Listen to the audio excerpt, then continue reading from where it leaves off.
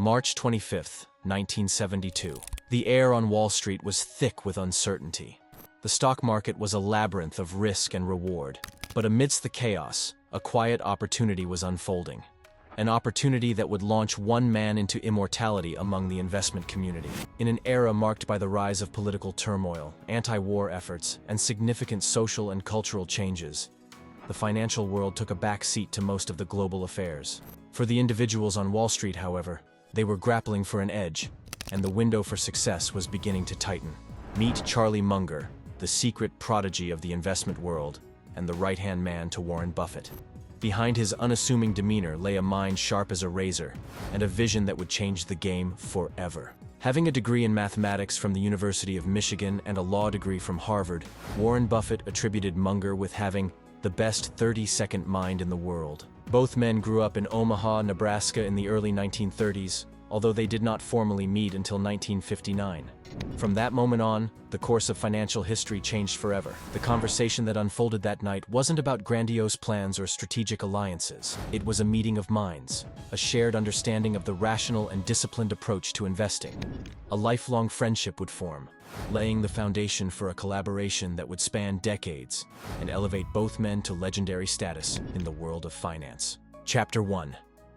The greatest investment you've never heard of. In the 1960s, Buffett would go on to acquire Berkshire Hathaway and brought along Charlie to serve as vice president. At the time, Berkshire was a shell of its former self. Buffett and Munger needed to take the company on a different path if they wanted to succeed. Fast forward to March 25, 1972. Munger and Buffett were on the lookout for businesses with enduring competitive advantages. They began to focus on companies with stable, almost predictable long-term growth, while shying away from what everyone else on Wall Street was doing, namely buying stocks based on assets in speculative industries. Along came a company named See's Candies, a California-based confectionery company with a timeless appeal. See's Candies was known not only for its delicious chocolates, but also for its enduring brand and loyal customer base. The company had established a strong regional presence on the West Coast, and its products were synonymous with quality and craftsmanship. Munger saw an opportunity, and with Buffett's approval, Berkshire Hathaway acquired See's Candies for $25 million in 1972. The acquisition marked a strategic move for Berkshire Hathaway into the consumer goods sector. Little did they know that this seemingly simple confectionery acquisition would become a linchpin in Berkshire Hathaway's success story.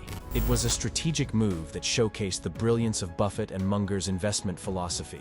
The chocolate company generated a return of over 8,000% since they bought it in 1972, or more than 160% a year. In a shareholder meeting last year, Buffett revealed that on their initial $25 million investment, See's Candies generated Berkshire Hathaway well over $2 billion in pre-tax income. While every investor dreams of achieving such substantial returns, only a select few ever come close to doing it. Chapter 2. The Latticework of Mental Models. In perhaps his most important work, the concept of a latticework of mental models has been a central theme in Charlie Munger's approach to decision-making and problem-solving. This concept represents the idea that, rather than relying on a single disciplinary approach, individuals should build a comprehensive framework of understanding by drawing on insights from various fields of knowledge. Let's take a closer look at a few of his mental models and how he has applied them in his work. Occam's razor. Munger once argued that Albert Einstein's whole career was a marvelous demonstration of Occam's razor. The definition is simple. When presented with two options, always choose the less complex or more straightforward one. For example, Munger has often advocated for the simplicity of understanding a business before investing in it. He prefers businesses with straightforward and understandable models. This aligns with Occam's razor, as simpler investment projections are more likely to be accurate and sustainable. Inversion.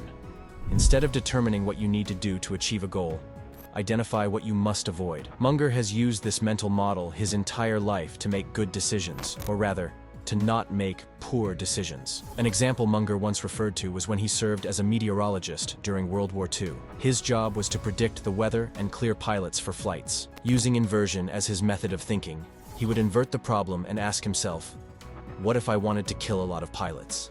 Well, his answer would be to clear them for flights when the weather was bad enough to crash their planes. Using inversion, he was able to determine that the best way to be a meteorologist was never to clear a flight that would come anywhere close to bad weather, and potentially harm the pilots. Margin of safety. Coined by Warren Buffett's mentor Benjamin Graham, margin of safety means that as an investor, the best time to buy a stock is when you think you can purchase it at a fair discount of its true value. Benjamin Graham famously said he would prefer to buy businesses at 50% of their intrusive value to avoid downside risk. This principle is easy to understand, but difficult to implement. Munger and his lifelong partner Buffett have consistently used this model to invest in great companies, especially during economic downturns, such as the 2008 financial crisis. Opportunity cost. In basic terms, opportunity cost is the potential reward investors miss out on when choosing one investment over the other. For example, if you spend $100 on new shoes, instead of investing $100 into a risk-free treasury bond, that decision alone is costing you a 5% return on your capital. Opportunity costs can be implemented in every single decision you make, not just financial decisions. If you decide to spend 3 hours on Netflix watching Keeping Up with the Kardashians, you instead could have spent that time reading, writing, or learning a new hobby. It's important, however, to find balance in your decision-making. Being on the extreme spectrum of either side could lead to burnout. For Munger, he's used this mental model as a preference for investing in high-quality businesses that align with opportunity cost considerations. He recognizes that allocating resources to a suboptimal business could mean missing out on the potential gains offered by a superior business. This focus on quality helps minimize opportunity costs in the long run. A good example is Berkshire Hathaway's massive holding of Apple stock, contributing to almost 50% of its portfolio. Buffett and Munger understand that diversification is less important than buying stock in the best companies in the world and holding on to them for a long period. Chapter 3. The Legacy of Charlie Munger. From the depths of the Great Depression to the financial tremors of the Great Recession, he's seen it all.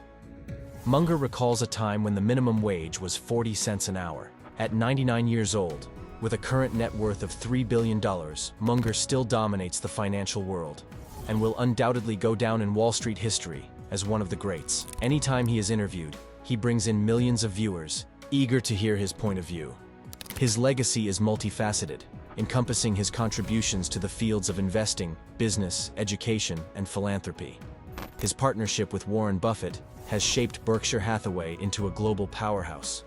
The company today has a market capitalization of close to $800 billion, and its Class A stock is trading above $550,000 per share. Munger has also made significant contributions to education through financial donations and his involvement with universities. He advocates for a broad-based education that goes beyond specialized knowledge, encouraging students to develop a well-rounded understanding of the world. The Munger Residential College at the University of Michigan is one manifestation of his dedication to this educational philosophy. Last but not least, his philanthropic work sets him apart from most other billionaires. Munger has held a long-lasting belief in the importance of giving back. He sees philanthropy as an opportunity to make a positive impact on society. This is evident by his substantial donations to education, medical research, mental health awareness, and local community developments throughout his life.